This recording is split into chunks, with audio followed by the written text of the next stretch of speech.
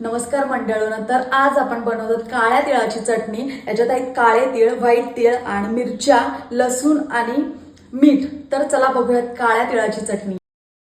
आता आपण इकडे पॅन ठेवला आणि पॅनमध्ये आपण काळे तीळ ॲड करतो आणि काळ्या तिळांना आपण थोडंसं भाजून घेणार। त्यानंतर आपण व्हाईट तीळ ॲड करणार आहोत, त्यांना परत परतून घ्यायचं 1-2 सेकंड आणि नंतर मिरची आणि लसूण ॲड करायचा, त्यांना परत मिक्स करायचं आणि थोडंसं 1-2 सेकंड फक्त परतून घ्यायचं। नंतर आपण मीठ ॲड करतो, मीठ ॲड केल्यानंतर देखील परतून घ्यायचं आणि नंतर चेक करायचं ते भाजलेत की नाही ते। आणि भाजल्यानंतर ते आपण आता मिरची चेक करते, मिरची आता पावसाळा असल्यामुळे ते थोडेसे नरमच असणार आहे। आता आपण एका ताटात काढून घेऊयात आणि मिरचीचे देठ काढून टाकायचे आणि ते थंड झाल्यानंतर आपण आता मिक्सरमध्ये ॲड करतो आणि मिक्सर थंड झाल्यानंतर मिक्सर लावून घ्यायचा।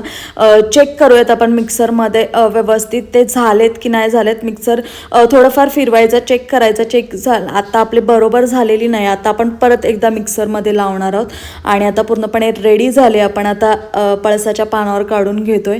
तर आपल्या काळ्या तिळाची चटणी रेडी झाली आहे। ही बघा, मी मगाशी टेस्ट केली, परत एकदा टेस्ट करते।